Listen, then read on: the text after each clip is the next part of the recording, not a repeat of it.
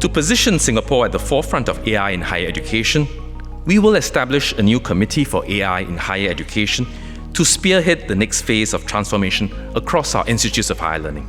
Hence, we're doubling down on our efforts by establishing this new committee for AI in higher education, which I will chair. This committee will also include Senior Minister of State Dr. Janil Puthucheary, as well as presidents of our autonomous universities and the principals and CEOs of all our polytechnics and the ITE, to drive a more strategic and coordinated approach towards AI in higher education. By strengthening sharing and coordination at the leadership level and supporting the architecture of work groups at the technical and working level, we can build on existing efforts and move with greater purpose and ambition, not only adapting to change, but seeking to shape it proactively as the future of higher learning and our campuses evolve. I've been interacting with students and trying to understand their experiences of AI, and I also feel that they feel this sense that things have accelerated a lot.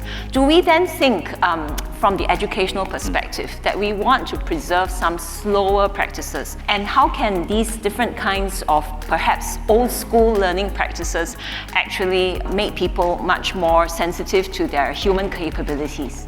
Human skills are extremely important, even more so than we have seen before. Resilience, judgment, creativity, critical thinking, agency, all of these are the roles that teachers will need to play. I think skills like problem solving are shifting to problem framing, because the AI can help you possibly solve that problem once you framed it correctly. What does society want? What do humans want?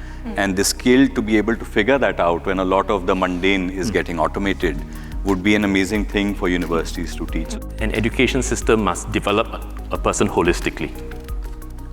Skills, knowledge, intellect, reasoning, but also the social-emotional aspects of a person's growth and development, and competencies that allow us to thrive in the world. I asked my Director General when I first joined MOE, I said, if AI making change coming fast and furious, what would educators focus on? And she just said one word: resilience. Resilience to be able to adapt to change.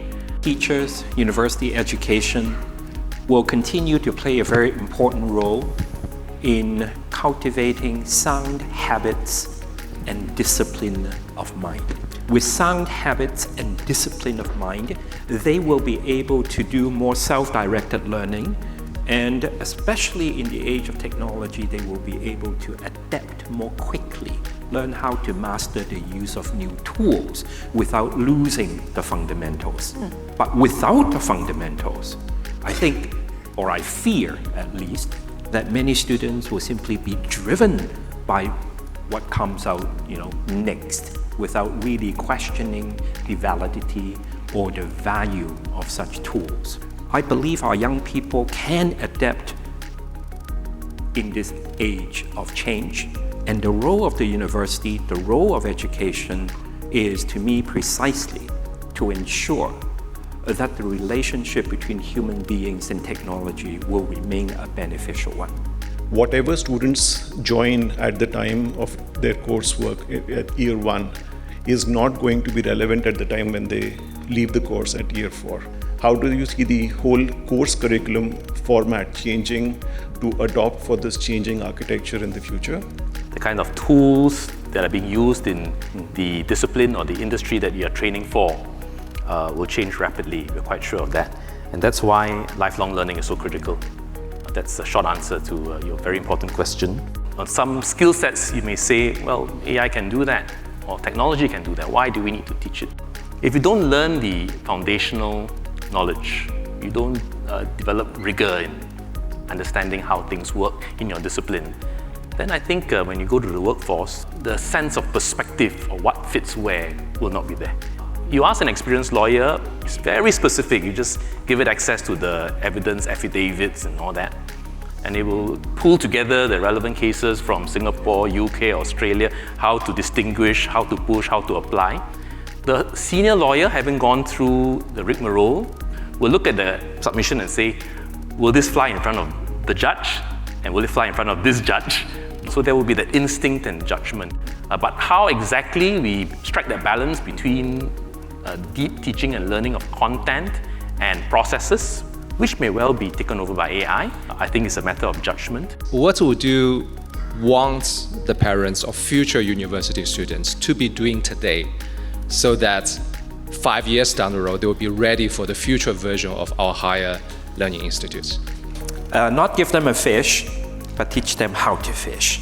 I think that is a fundamental value that we should share with the younger generation, and the sooner the better. I agree with Alan. I think the key is to create the environment at home, as we seek to do in the classroom, to ignite the joy of learning, to keep the spark going all through the years in school and beyond. Our topic today is hyper hope. I'm firmly in the hope bucket. How do you build that with your kids as they're thinking about the future of their education, their careers, their life? That's where I would take them towards as a parent.